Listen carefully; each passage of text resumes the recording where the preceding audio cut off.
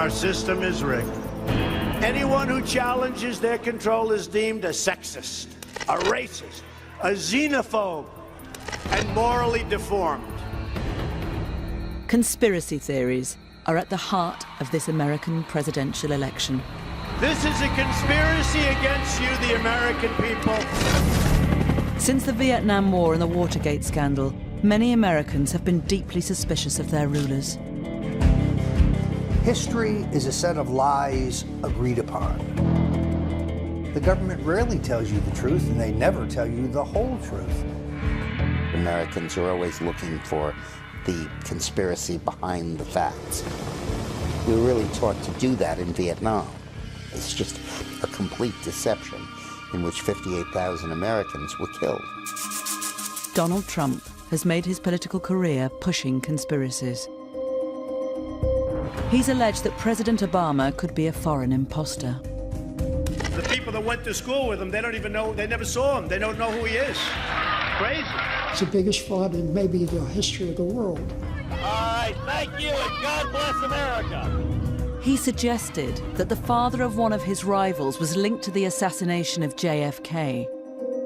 There was a picture of him and crazy Lee Harvey Oswald. Ted Cruz's father linked to JFK assassination. What's wrong about that? This is nuts. Now he faces an opponent with her own scandal-ridden past. You delete 33,000 emails. Her instincts are to cover up, and the laws are for the little people. Not to mention the sins of her husband. I did not have sexual relations with that woman. Extraordinary personal and bitter attacks have defined this election. She was a total enabler.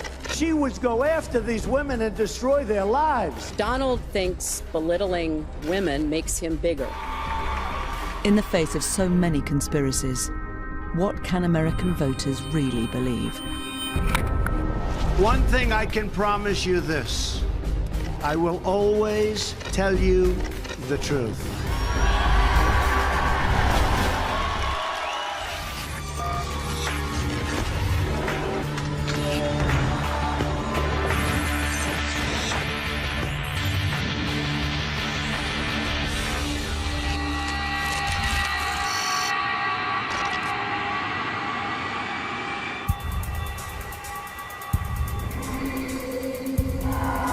Prepared to take the oath, Senator? I am. In January 2009, Barack Obama was sworn into office as America's first ever black president. That I will. Barack Hussein Obama is not the most common name in the United States. Born to a white Kansan woman and a Kenyan African father, raised by his grandparents in Hawaii. All of those things scream exotic. Congratulations, Mr. President. Obama became the center of a conspiracy theory. The claim that he was born outside the US and was not entitled to be president. In 2011, the so-called birther conspiracy received a massive boost. Our current president came out of nowhere. The people that went to school with him, they don't even know, they never saw him. They don't know who he is. Crazy. He saw this as an opportunity, he plucked it. He used that to sort of pole vault himself into a tete-a-tete with the President of the United States.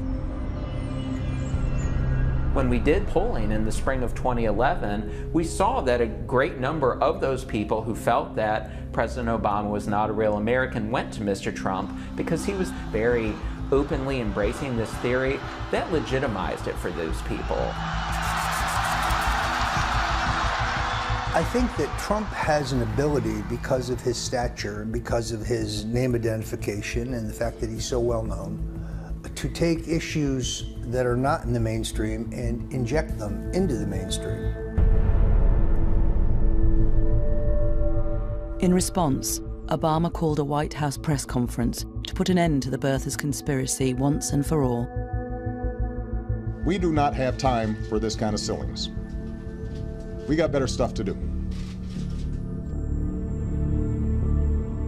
he released a copy of his full birth certificate, showing that he was born in the US state of Hawaii in 1961. I am really honored, frankly, to have played such a big role in hopefully getting rid of this issue. Always optimistic. Clearly, Donald Trump was driving Obama crazy.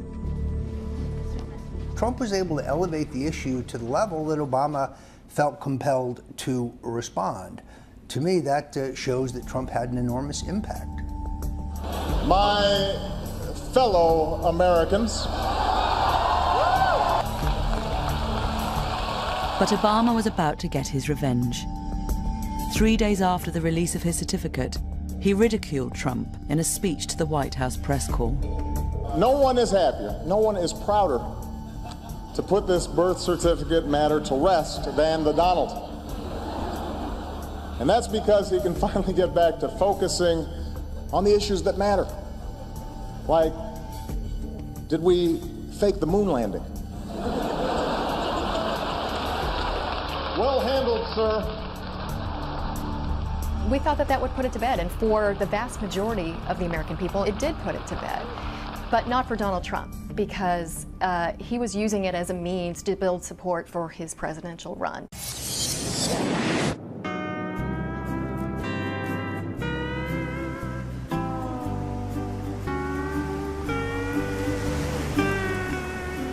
If Obama thought the release of his birth certificate would kill the conspiracy, he was about to get a shock.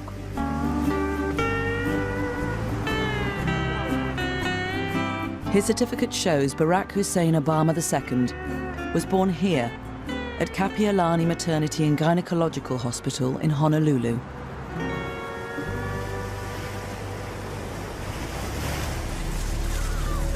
But within days, it was labeled a fake.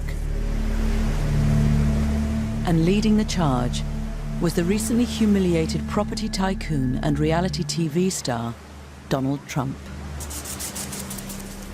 He is a citizen. He produced that long-form birth certificate. Well, a lot of people don't agree with you, and a lot of people feel it wasn't a proper certificate. Orly Tates is a Californian dentist, originally from Moldova, and a leading light in the birther movement. She believes she found a mistake in how Obama's father's race was recorded and thinks it indicates forgery. This is so bad. It's like it's done by a retarded 5-year-old. In those years, in 1961, when they were describing races on birth certificate, they would put white, Asian, or Negro, or black. In Barack Obama's alleged birth certificate on this piece of garbage, they're saying African. Well, they didn't use the word African. This is not linguistics of 1961 that was created today using the wording of today.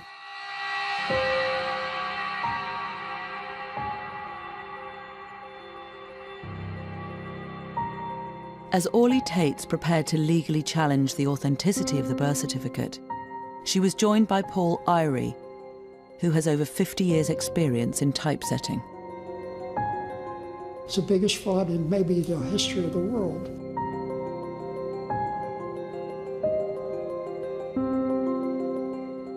He says there is evidence that the certificate was forged on a computer.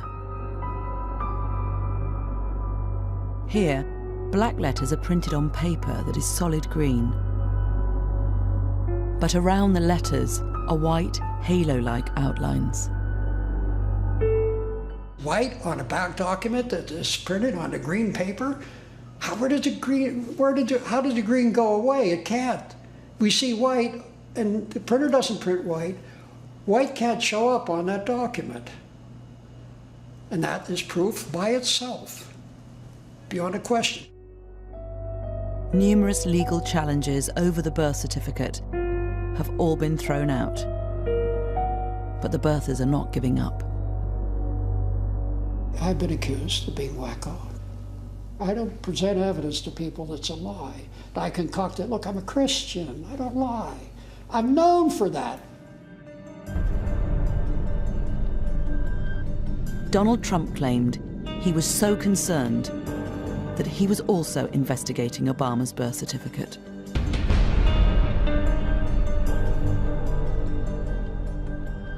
Was it a birth certificate? You tell me. You know, some people say that was not his birth certificate. So maybe it was, maybe it wasn't.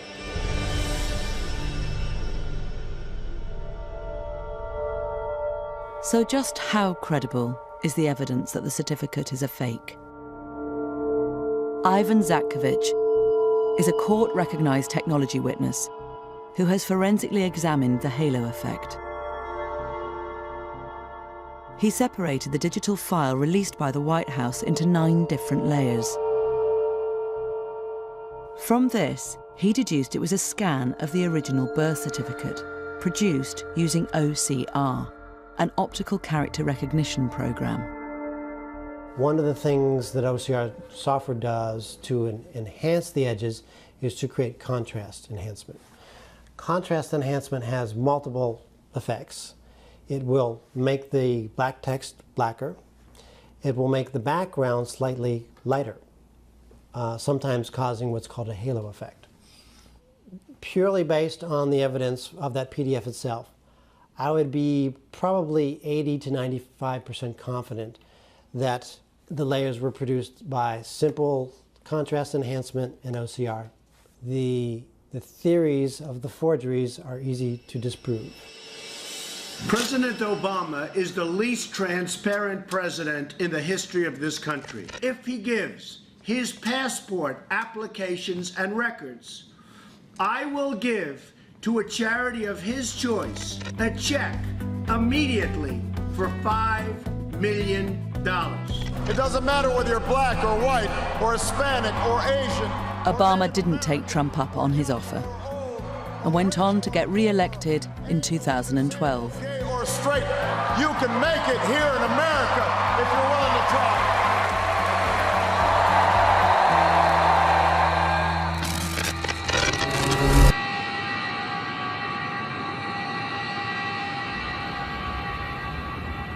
A year later, in 2013, the birther conspiracy would take another extraordinary twist. Minutes after this Cessna Grand Caravan plane took off from a Hawaiian island, its single engine failed. Looking outside, you know, can I make it to land? No, there's no way. Okay, prepare for ditching.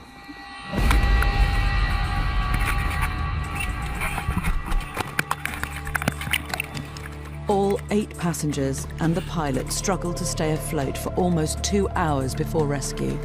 Everybody okay? Later, it was announced that 1 passenger had died.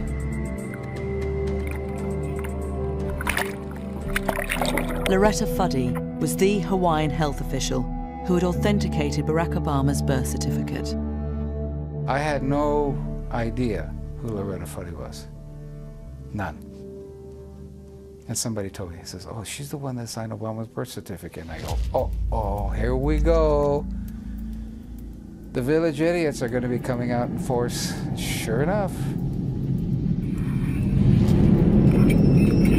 Shortly after Donald Trump heard the news, he took to Twitter and wrote, "How amazing. The state health director who verified copies of Obama's birth certificate died in plane crash today. All others lived." The director of health who had the birth certificate died today and everybody else lived. What does that mean? Neil Abercrombie appointed Loretta Fuddy while he was the governor of Hawaii.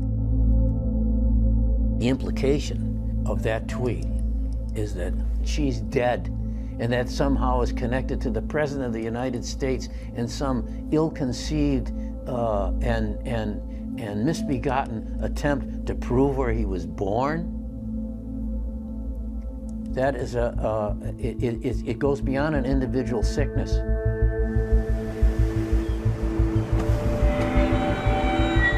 An allegation was made that Loretta Fuddy, as Director of Health, took a bribe to lie and say that Obama's birth certificate was authentic. Bertha Doug Voigt, claims he found evidence in her financial records that her debts were being paid off at a rate exceeding her official income. If she paid off $70,000 worth of debt with lowered mortgage and credit card stuff, then where'd the extra money come from? She's short at least $50,000. That's the whole point. You're buying the forgery. You got to pay people off. In my opinion, they did.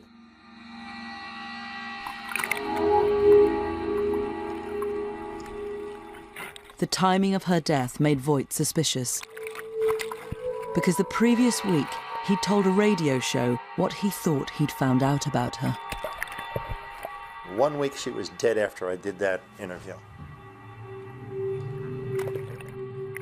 The last person on earth who would be involved in such a sordid affair, like taking money to forge a birth certificate, would be Loretta Fuddy. Is a sad commentary on the desperateness that some people have in them, the sickness that they have in them over the fact that a black man is president of the United States. Former Governor Abercrombie is a personal friend of Barack Obama. Voight believes that Abercrombie masterminded the whole deception, and it was he who involved Loretta Fuddy in the plot. By bumping her off, they don't have that link to Abercrombie and the president. The big guys who paid for this conspiracy, they start killing off everybody below them who gets close, who could lead to them. That's what usually happens. That's what plausible deniability is all about.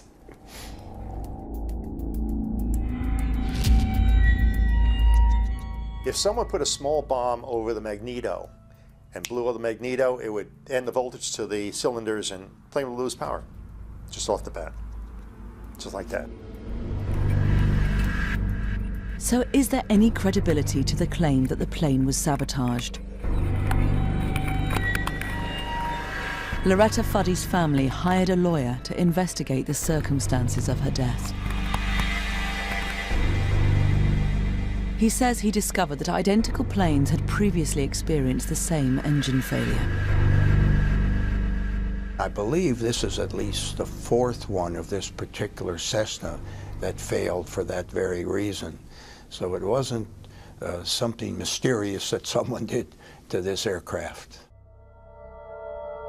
The engine manufacturer, Pratt & Whitney Canada, and plane operator Makani Kai Air paid undisclosed sums to Fuddy's family.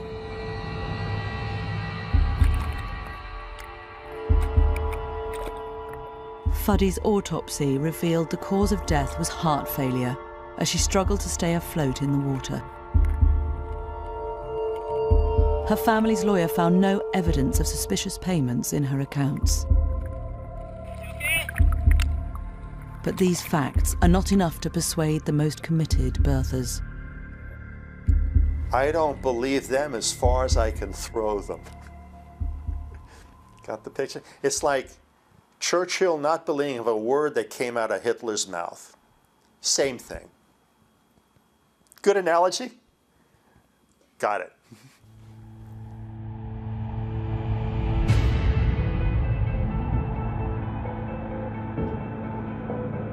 Donald Trump's championing of the birther conspiracy seems to have had a dramatic impact. In 2009, 45% of Republicans nationally said that they thought that Barack Obama was not born in the United States.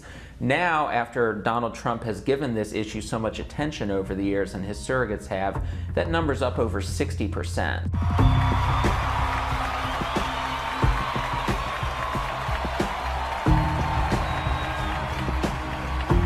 Ironically, Trump himself had gone as far as he could with the birther movement and put the whole thing to bed earlier this year. President Barack Obama was born in the United States, period.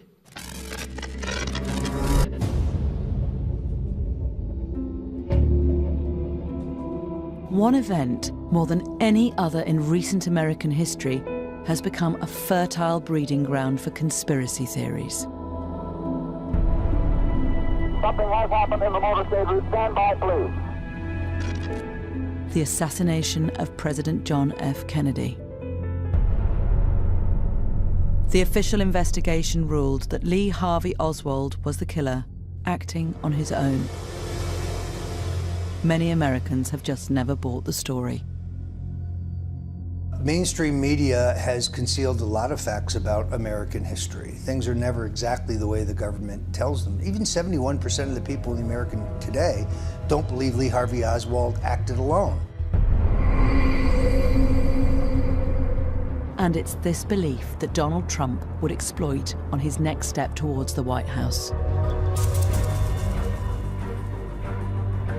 In June 2015, he finally announced he was standing to be the Republican nominee for the presidency. I am officially running for President of the United States. We will make America great again. Thank you. Thank you very much.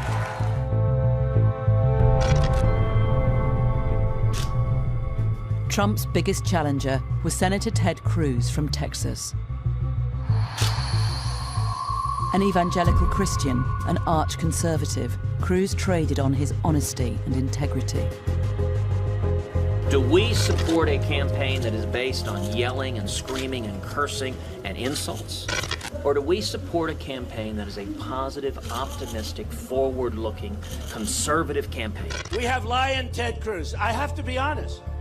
These people that I'm dealing with are the worst people. He called Ted Cruz Lion Ted, said he puts his hand on the Bible, takes it off, and then he lies and lies and lies. And oh my gosh, that was Ted Cruz. That is, I don't care about rough tactics. I don't like liars. Along with these attacks, it wasn't long before Trump jumped on yet another conspiracy theory. This time, it was linked to Cruz's father. Ted Cruz's father linked to JFK assassination. What's wrong about that? That's an accurate representation of what the story was. What was he doing with Lee Harvey Oswald shortly before the death, before the shooting? It's horrible. Donald Trump, by invoking the Inquirer report, was able to elicit a response from Ted Cruz that effectively made him a spontaneously combustible political candidate. Now, let's be clear. This is nuts. This is not a reasonable position. This is just kooky. And while I'm at it, I guess I should go ahead and admit, yes, my dad killed JFK. He is secretly Elvis, and Jimmy Hoffa is buried in his backyard. This man is a pathological liar. Why did Trump raise this? To get under Ted Cruz's skin. Did it work? Like a charm. Ted got emotional about it, and I think he got emotional about it because it was his father. Like, when you run for president, the idea that it would bring pain on your family is an emotional thing. I don't know his father. I met him once. I think he's a lovely guy. All I did is point out the fact that on the cover of the National Enquirer, there was a picture of him and crazy Lee Harvey Oswald. But they never denied. Did anybody ever deny that it was the father? They're not saying, oh, that wasn't really my father. It's a little hard to do, because it looked like him. Rafael Cruz was born in Cuba. During the Cuban Revolution, he fought with Fidel Castro's rebels against the ruling military dictatorship. He fled to America in 1957. America is the land that welcomed my father as a penniless immigrant.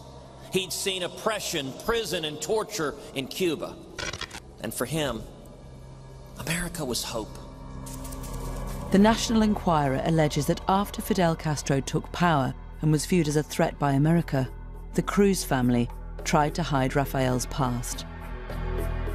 Ted Cruz had lied about his father's links to the pro-communist regime of Fidel Castro.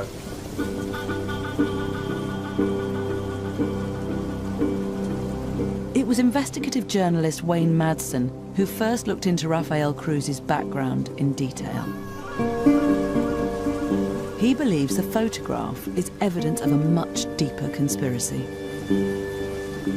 He identified the similarities between Rafael Cruz and the man beside JFK's killer.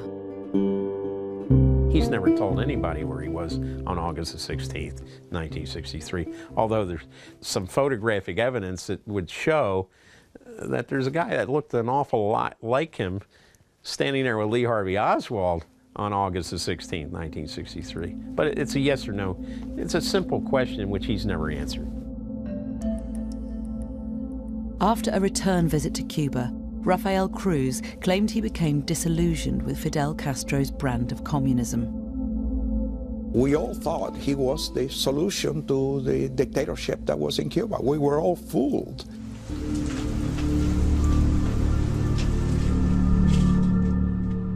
Madsen believes the CIA then recruited Rafael Cruz to spy on other Cubans in the southern states, suspected of being communists. But Madsen goes even further. He also believes Lee Harvey Oswald was recruited and set up a bogus branch of the pro-Castro organization Fair Play for Cuba as a front for the CIA operation. In the intelligence business, that's called a flypaper operation. This was a CIA ploy. Let's see who we can trust in the Cuban community that came to the United States and who we can't trust. In this footage, Oswald is handing out Fair Play for Cuba leaflets with a man Madsen believes is his CIA partner, Rafael Cruz. I think that was him, standing there with Oswald. Madsen also claims Rafael Cruz fled the country rather than face an investigation. I believe Rafael Cruz in 1967, when the New Orleans District Attorney was going full steam ahead with this investigation of the Kennedy assassination, that Rafael Cruz, in order not to be called as a witness by the New Orleans District Attorney, used his connections in the oil industry to leave for Calgary.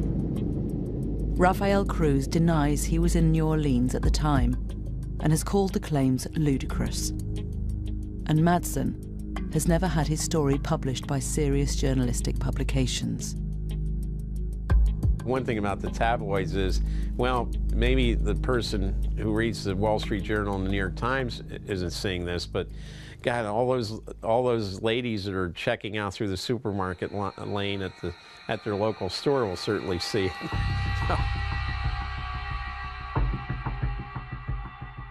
But is the evidence that Rafael Cruz was with JFK's killer credible?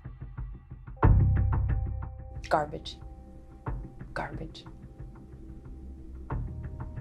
You know, I think that's the problem.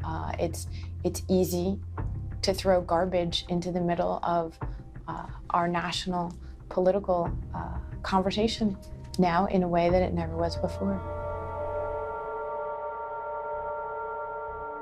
Even the National Enquirer couldn't be certain it was Rafael Cruz, despite their dramatic headline. In our article, we actually discounted the story to some extent. We said that there were some experts who said that they couldn't conclusively identify one way or the other if indeed the man in the photograph was Ted Cruz's father. 99% of their publication, it's all fabrication. I guess you could call it entertainment for the conspiracy-minded. There's just no evidence that Rafael was anywhere near Lee Harvey Oswald, so no, it's just bogus. But the damage was done. I've said that I would continue on as long as there was a viable path to victory. Tonight, I'm sorry to say, It appears that path has been foreclosed. I humbly and gratefully accept your nomination for the presidency of the United States.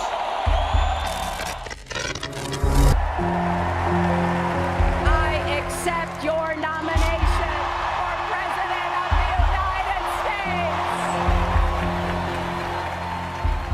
With Hillary Clinton winning the Democratic nomination, Donald Trump faced the ideal opponent for his unique brand of conspiracy theory politics.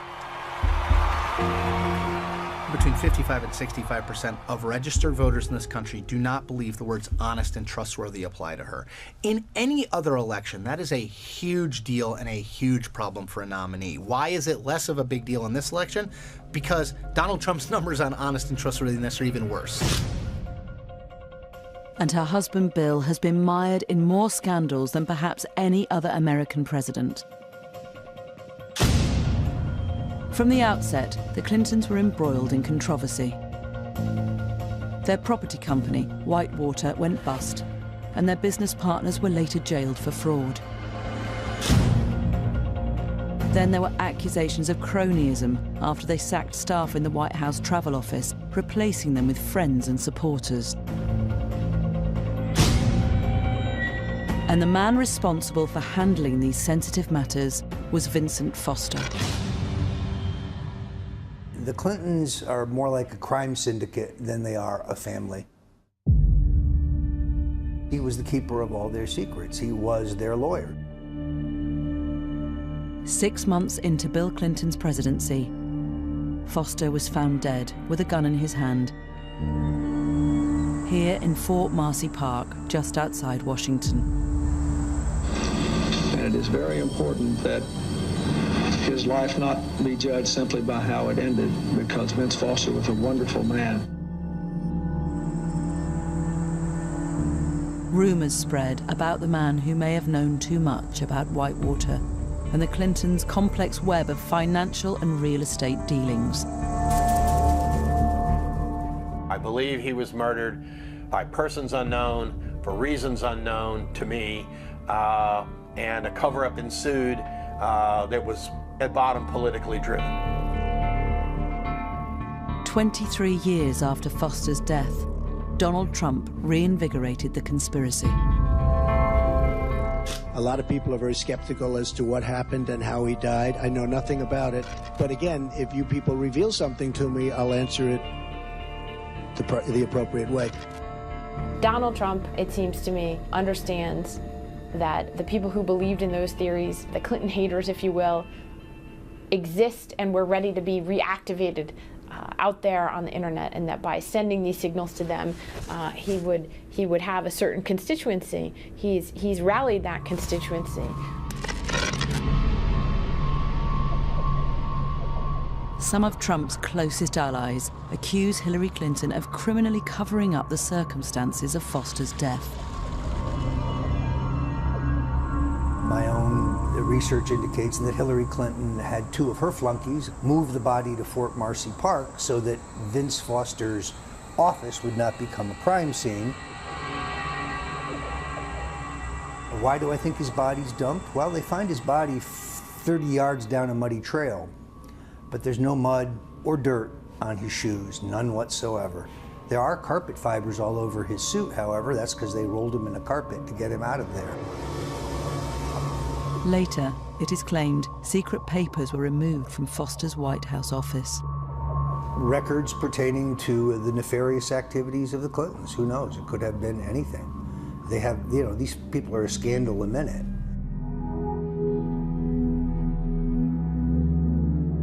This suicide note has been the source of many claims that Foster's death is suspicious. I agree with Donald Trump when he claimed that he believes this to be fishy. This note is fishy, and it does stink to the high heaven. Confusion exists about exactly how it was found. A police team searched Foster's office 2 days after he was found dead. White House lawyer Bernard Nussbaum says he searched Foster's briefcase and told a police officer there was nothing in it. He definitely indicated that the briefcase was empty, and then again spread the opening wide and looked in it a second time. 3 days later, the note was found by a White House staff member in the same briefcase, torn into 27 pieces, despite Nussbaum's claim that it had been empty. If the note had been in the bottom of that briefcase, he would have seen it.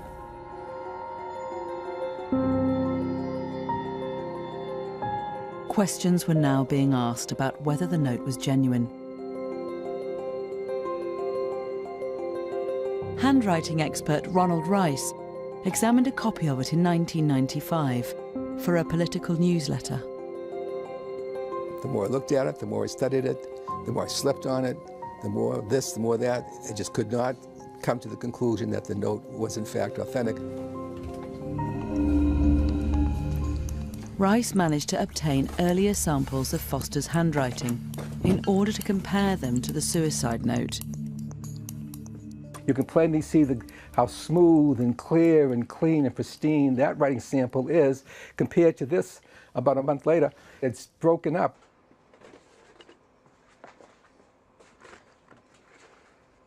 We have two words which read Clinton, Clintons, plural. You can plainly see on the known Vincent Foster, capital C is different from the question capital C. The I in the N is quite different from the I in the N created in the question suicide note. The T is obvious. This is the known T. This is supposed to be the stem in the question document of Clinton. So we have in excess of 14 points of dissimilarity. Not similarity, dissimilarity. For Rice, this means only one thing: forgery. On a scale of 1 to 10, probably a 2, amateuristic, sloppy. I've seen better by kids.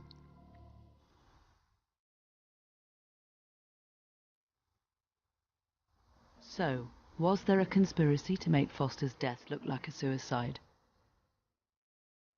Official investigations found that Foster shot himself in the mouth, resulting in an exit wound in the back of his head, a clear indication of suicide.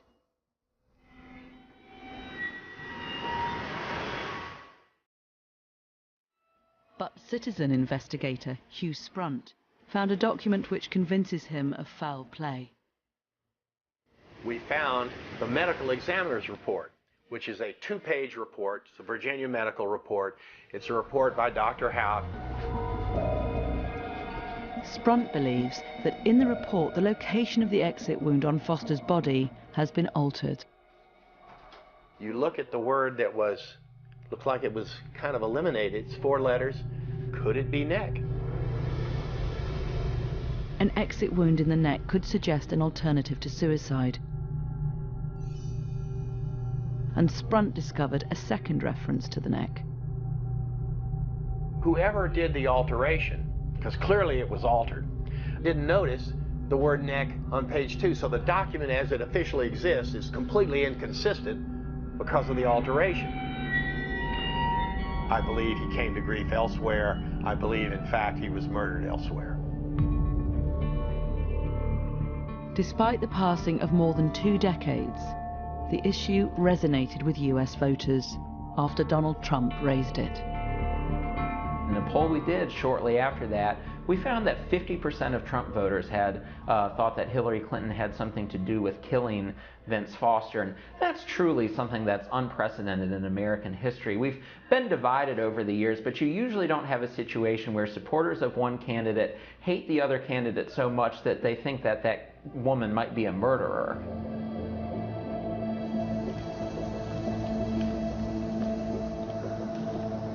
Dr. Donald Hout was the only medical examiner to inspect Foster's body in Fort Marcy Park. This is the first time he has returned to the scene since that day in 1993. There's one of the cannons. See it? See it?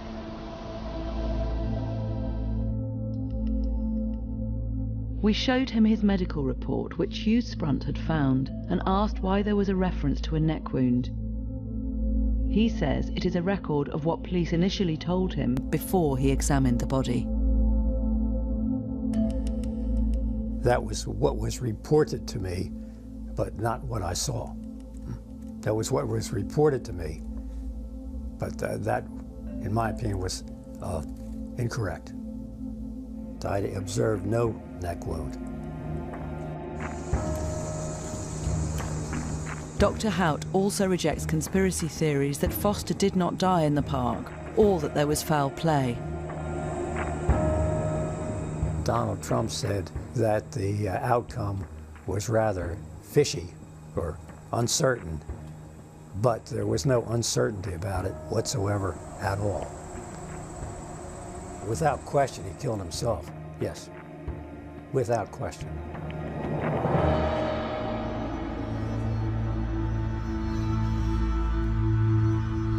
So, what about the suicide note? I'm not a conspiracy theorist. Prove me wrong. Prove me wrong.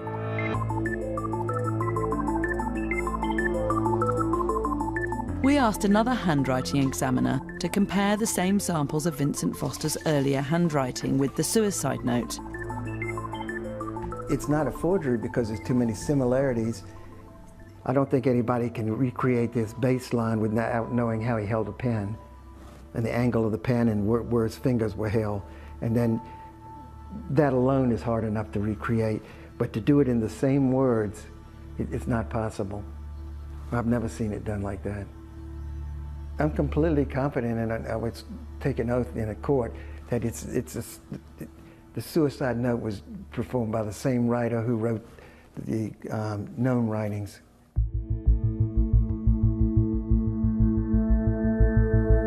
At least 5 official investigations have found that Foster's death was suicide. I remember very clearly the day he committed suicide. We all knew him. It was an awful, tragic day. The president gathered us to talk to us about it. They were clearly devastated. I think he was just a deeply troubled man who felt he'd let the White House down, and you know, with tragic consequences. It's as simple as that. And it's a tragedy, and you know, conspiracy theorists often have zero basis in fact, and this is one of them.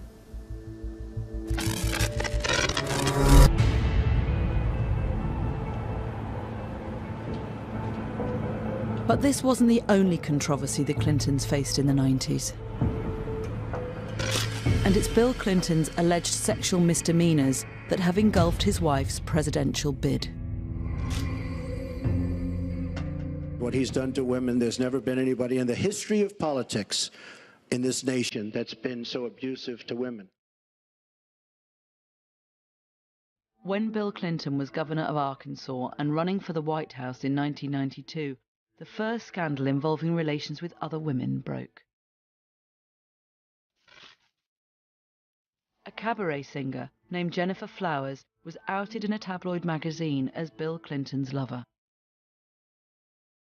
The Clintons decided to confront the scandal jointly in a TV interview. Bill Clinton's closest advisor at the time, Dick Morris, says he was consulted about tactics. Bill called me right before the interview, and he asked me, what do you think I should say? And I said, well, if I were you, I would say that you have caused pain in your marriage, and you regret that, and you want to be a better person. But Franklin Roosevelt was not always faithful to Eleanor, and Eisenhower was not always faithful to Mamie, and Kennedy was not always faithful to Jacqueline, and Lyndon Johnson was not always faithful to Lady Bird. And I prayed that I could be half as good a president as they were. And he said over the phone, he said, oh man, that's good, but if I said that, I'd have to find a new place to live. Now, I'm not sitting here as some little woman standing by my man like Tammy Wynette. I'm sitting here because I love him, and I respect him, and I honor what he's been through and what we've been through together. And you know, if that's not enough for people, then heck, don't vote for him. The next day, Gennifer Flowers held her own press conference. Yes, I was Bill Clinton's lover for 12 years. First woman to come forward became a client of mine, Gennifer Flowers. And for the past 2 years, I have lied to the press about our relationship to protect him. And she told the media that she had had this relationship with Bill Clinton. She had an audio recording of him calling her, saying, "Be quiet about this." Judge for yourself if this is the way a man talks to a woman who is just a friendly acquaintance. If they ever hit you with it, just say no and go on. There's nothing they can do. Raise your right hand and repeat after me. Protect. Nevertheless, Bill Clinton was elected president later that year. So help me God. Congratulations. But another sex scandal followed. In 1998, a White House intern called Monica Lewinsky claimed that the president had engaged in sexual activity with her in the Oval Office. True to form, Bill Clinton went into denial mode. I did not have sexual relations with that woman, Miss Lewinsky. It took us a year to prove that the conspiracy theories about Bill Clinton and Monica Lewinsky were true. Luckily, she kept the dress. But you have to prove the scandals of Democrats with DNA. Indeed, I did have a relationship with Miss Lewinsky that was not appropriate. Other women came forward to allege affairs with Bill Clinton. But allegations were also circulating that Hillary Clinton had enabled her husband's behavior by trying to silence women who came forward. This is Hillary's modus operandi. It's not that she's an enabler. She's, frankly, a criminal that tries to obstruct justice and keep people from talking. One of Bill Clinton's closest advisors at the time, Dick Morris, claims he was told about what was going on. Bill's chief of staff and Hillary's close friend sat down with Bill and got a list of all of the women he was involved with. And she told me it was certainly more than a dozen. And she hired detectives to dig up dirt on each of these women. And then went to the women and said, if this comes out, we're going to say this and this and this about you. Your abortion, your previous divorce, your bankruptcies, your student loans, your cheating, your shoplifting, what have you. And they dug up that dirt to intimidate the women into silence. While the Clinton camp denies these allegations and dismisses them as conspiracy theories, Donald Trump has pushed them relentlessly. And she was a total enabler. She would go after these women and destroy their lives. Hillary hurt many women, the women that he abused. Trying to make it like Hillary was somehow in any way condoning of this behavior is just reprehensible and disgusting, and I don't think it's going to work. The problems that Hillary and Bill have had during their marriage's infidelities are well known, and to charge her as being an enabler is just a debased, a false attack that I think will backfire on Donald Trump. This narrative has never been fully exposed in the mainstream media, but it's fair game. If Hillary Clinton wants to call Donald Trump a misogynist, she's opening the door to an examination of her own conduct.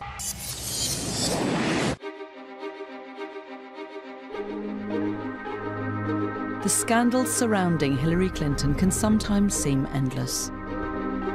The most recent concerned her period as Secretary of State under President Obama. It emerged that she used a private email server for official business. Hillary Clinton created an illegal private email server, deliberately, willfully, and with total premeditation. Premeditation. Could be the first way was right, actually. Some in the intelligence community watched in amazement at what was playing out in public in relation to the handling of America's secrets. The fact that someone who was the Secretary of State had, in this instance, the bad judgment to set it up this way and the even worse judgment to try to attempt to defend it. I did not email any classified material to anyone on my email. There is no classified material. Following a subpoena for work-related emails, Hillary Clinton's team deleted over 33,000, claiming they were personal. The FBI recovered some of them and found that thousands were work-related, and some were classified. From an additional 30,000 emails that she did hand over, the FBI found 110 of them were also classified. And here now you have Secretary Clinton saying there was no classified. And after it was pointed out that, well, that is classified, then the claim became, well, they weren't classified at the time the emails were sent. And again, that's inconceivable for someone of my background. Information doesn't get classified by sitting on a server. It begins life as either classified or unclassified information. It's either criminal or it's incompetent. It's one or the other. And neither's acceptable to be president.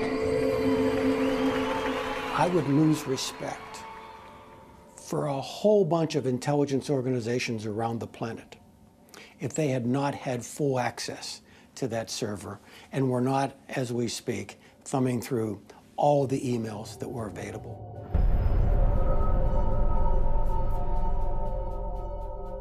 At the end of the original year-long investigation, the FBI said it would not prosecute Clinton, despite some damning revelations.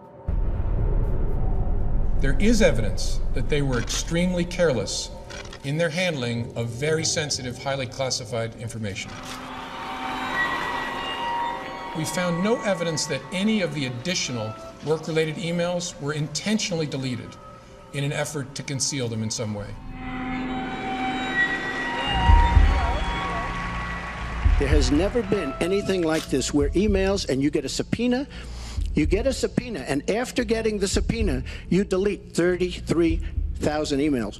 It's just awfully good that someone with the temperament of Donald Trump is not in charge of the law in our country. Because you'd be in jail.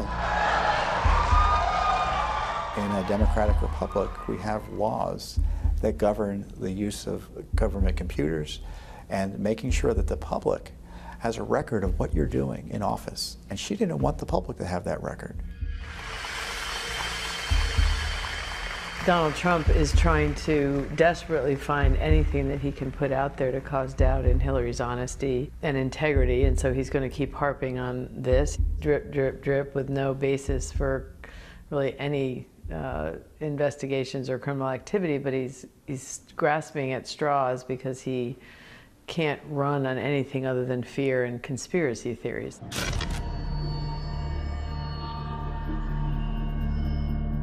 The FBI's decision is outrageous. This is elite deviance. This proves yet again that there are some people in the country so powerful, so connected, so wired, that the law just doesn't apply for them. The Clintons have skated on this basis for a long time. When Hillary Clinton complains about conspiracy theories, it's usually because she doesn't like the idea that people are talking about her misconduct, and she tries to label it as a conspiracy theory to keep people away from talking about it. Mrs. Clinton has a record of corruption. That's not a conspiracy theory. But just 11 days before the election, the FBI announced it was reopening the investigation. And some in the Clinton camp now allege a conspiracy against them. She's complaining about how the timing is political and it's all out about her election. The timing is a result of her efforts to cover it up and the State Department's efforts to enable it. And these records should have been released years ago. But despite his relentless attacks on Hillary Clinton, Donald Trump has not had everything his own way. An increasingly hostile media has dug up a huge amount of dirt on him. I did try and fuck her. She was married. It's huge news. I moved on her like a bitch, but I couldn't get there, and she was married. This was locker room talk. I'm not proud of it. Since the recording was leaked, more than 10 women have publicly accused Donald Trump of sexual assault. But according to Trump, he himself has now become the victim of a conspiracy. These attacks are orchestrated by the Clintons and their media allies. The only thing Hillary Clinton has going for herself is the press. Without the press, she is absolutely zero. The media, they need to say something other than racist Hitler, in order to attack Donald Trump. But oh, Hillary, isn't she great? She's a girl doing all this. It's amazing. She's doing it backwards and in heels. And our system is rigged. Anyone who challenges their control is deemed a sexist, a racist, a xenophobe, and morally deformed.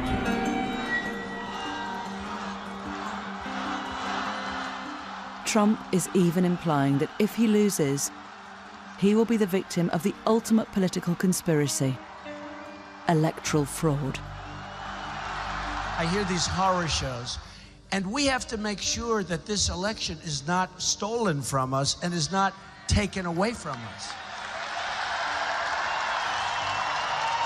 What he's doing is creating a set of circumstances. Elections rigged, the media is against me, these polls are, leading people astray. That allows him on November 9th, if he does lose, to say, well, of course, I lost.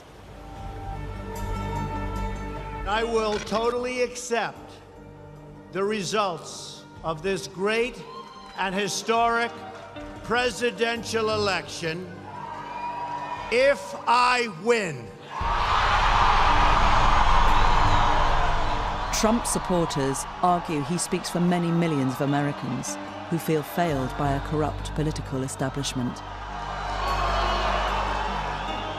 Donald Trump is no conspiracy theorist. He's no wacko. He represents a fundamental force that's sweeping the United States. I take all of these slings and arrows gladly for you.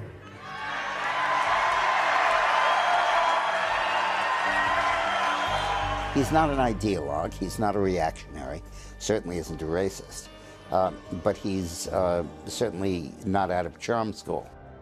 I think you have a responsibility when you're the major party's nominee, when you're this much in the public eye, when you're pushing out these crazy conspiracy theories and no facts to back them up, that's dangerous. Let's be very clear. The Clintons are not just facing defeat, they're facing prison, prosecution and prison. And therefore it's all or nothing for them. I think they'll do anything necessary to win this election, including cheating. He refused to say that he would respect the results of this election, and that is a threat to democracy. This is a conspiracy against you, the American people, and we cannot let this happen or continue.